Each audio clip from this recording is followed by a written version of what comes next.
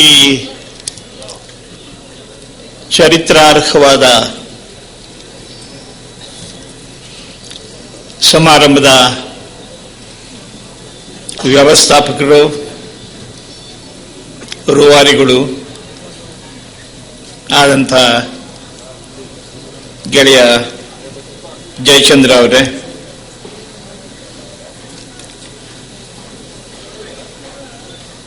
ಈ ಸಮಾರಂಭದಲ್ಲಿ ಭಾಗವಹಿಸಲು ಬಂದಿರತಕ್ಕಂಥ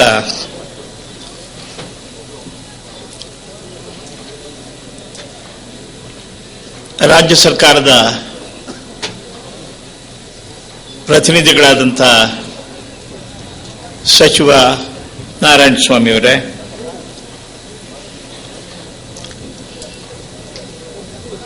ಕರ್ನಾಟಕ ಪ್ರದೇಶ ಕಾಂಗ್ರೆಸ್ಸಿನ ಅಧ್ಯಕ್ಷರು,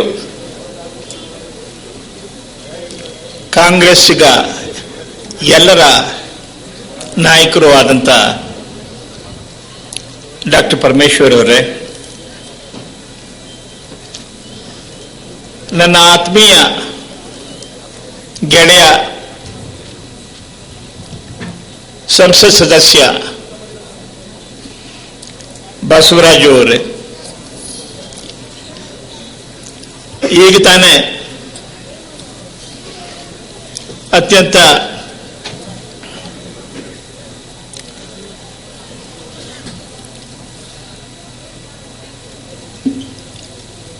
ಸಂಕ್ಷಿಪ್ತವಾಗಿ ಭಾಷಣ ಮಾಡಿದಂಥ ನನ್ನ ಇನ್ನೊಬ್ಬ ಗೆಳೆಯ ಶ್ರೀ ಡಿ ಕೆ ಶಿವಕುಮಾರ್ ಅವರೇ,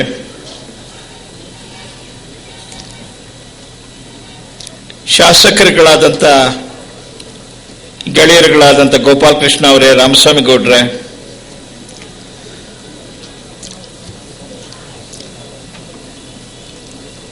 ಈ ಸಮಾರಂಭಕ್ಕೆ ವಿಶೇಷ ಕಳೆಯನ್ನು ತಂದಿರತಕ್ಕಂಥ ನಮ್ಮ ಪಕ್ಕದ ಕ್ಷೇತ್ರ ಆಂಧ್ರ ಪ್ರದೇಶದ ಕಂದಾಯ ಸಚಿವರಾದಂಥ ನನ್ನ ಆತ್ಮೀಯ ಸ್ನೇಹಿತ ಶ್ರೀ ರಘುವೀರ ರೆಡ್ಡಿ ಅವರೇ, ಹಾಗೆಯೇ ಆಂಧ್ರ ಪ್ರದೇಶದ ಶಾಸಕರಾದಂಥ ಸುಧಾಕರ್ ಅವರೇ, ಮಾಜಿ ಸಂಸದರಾದಂಥ ಮುರಳೀಗಿರಿಯಪ್ಪನವರೇ, ಹಿಂದೆ ನಮ್ಮ ವಿಧಾನ ಪರಿಷತ್ತಿನಲ್ಲಿ ವಿರೋಧ ಪಕ್ಷದ ನಾಯಕರಾದಂಥ ಉಗ್ರಪ್ಪನವರೇ, ಮಾಜಿ ಶಾಸಕರಾದಂಥ ಶಫಿ ಅಹಮದ್ರವರೇ, ದಾಸಪ್ಪನವರೇ, ಇನ್ನೂ ಹಲವಾರು ಗಣ್ಯರು ಈ ವೇದಿಕೆಯ ಮೇಲೆ ರಾರಾಜಿಸ್ತಾ ಇದ್ದಾರೆ. ಅವರ ಹೆಸರುಗಳೆಲ್ಲವನ್ನು ಕೂಡ ತೆಗೆದುಕೊಳ್ಳಲಿಕ್ಕೆ ಸಾಧ್ಯ ಆಗದೇ ಇರುವುದಕ್ಕೆ ಅವರ ಕ್ಷಮೆಯನ್ನು ಕೇಳ್ತೇನೆ. ಈಗಾಗಲೇ 3 ಗಂಟೆ ಆಯಿತು. ಸಭೆ ಬಹಳ ಸುದೀರ್ಘವಾಗಿ ನಡೆದಿದೆ.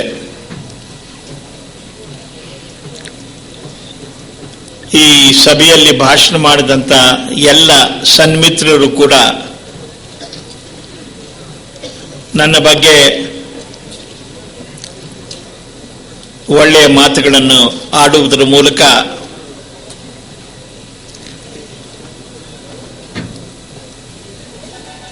ನನ್ನನ್ನು ಬಹಳ ಹೊಗಳಿ ನನ್ನ ಬಾಯಿಗಳಲ್ಲಿ ಮಾತು ಹೊರಡದೇ ಇರತಕ್ಕಂಥ ಒಂದು ಸನ್ನಿವೇಶವನ್ನು ನಿರ್ಮಾಣ ಮಾಡಿದ್ದಾರೆ.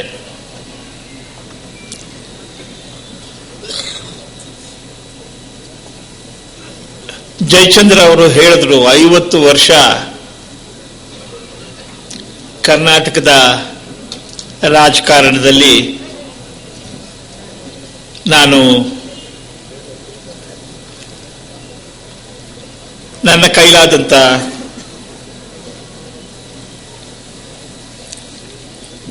ಕೆಲಸವನ್ನು ಮಾಡಿದ್ದೇನೆ. ಈ 50 ವರ್ಷಗಳು ನಾನು ನಡೆದು ಬಂದ ದಾರಿ ನೆನೆಸ್ಕೊಂಡಾಗ ಇದು ಹೇಗೆ ಸಾಧ್ಯ ಆಯಿತು ಅನ್ನತಕ್ಕಂಥ ಪ್ರಶ್ನೆ ಸ್ವಾಭಾವಿಕವಾಗಿ ಬರ್ತಕ್ಕಂಥದ್ದು. ಈ 50 ವರ್ಷದಲ್ಲಿ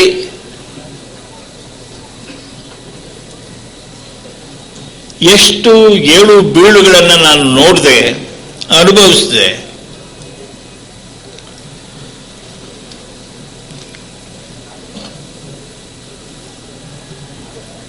ನನ್ನ ಜೀವನದ ಉದ್ದಕ್ಕೂ ಕೂಡ ರಾಜಕಾರಣದಲ್ಲಿ ಒಂದೊಂದು ಬೀಳು ಕೂಡ ಅದು ಇನ್ನೊಂದು ಎತ್ತರಕ್ಕೆ ಏರ್ಲಿಕ್ಕೆ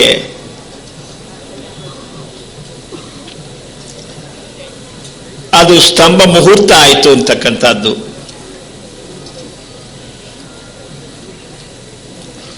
ಆದುದರಿಂದ ನಾನು ರಾಜಕಾರಣಗಳಿಗೆ ಅನುಭವದ ಒಂದು ಸೂಚ್ಯವಾಗಿ ಹೇಳ್ತೇನೆ,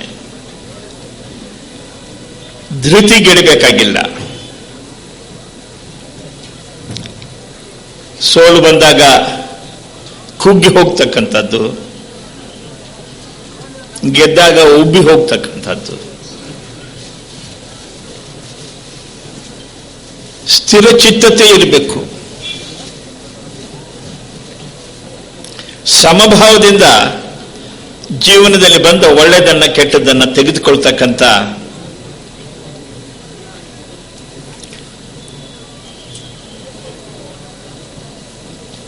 ಒಂದು ದೃಷ್ಟಿಕೋನ ಇರಬೇಕು.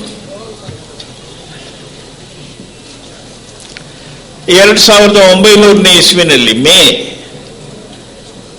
20-21ನೇ ತಾರೀಕು ಜ್ಞಾಪಕ ಇಲ್ಲ,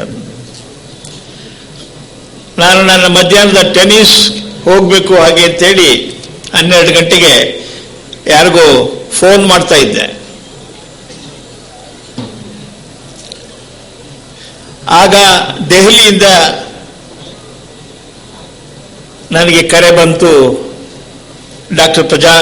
ಡಾಕ್ಟರ್ ಮನಮೋಹನ್ ಸಿಂಗ್ ಅವರು ಮೊದಲು ನನಗೆ ಮಾತನಾಡಿದ್ರು. ಅನಂತರ ಟೆಲಿಫೋನನ್ನು ಸೋನಿಯಾಜಿ ಅವ್ರ ಕೈಗೆ ಕೊಟ್ಟರು. ನೀನು ಈಗಲೇ ದೆಹಲಿಗೆ ಹೊರಡಬೇಕು ಹಾಗೆ ಅಂತ ಹೇಳಿ.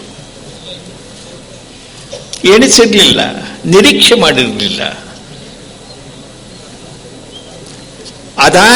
ಅದಾಗಿ ಬಂದಂತ ಅವಕಾಶ.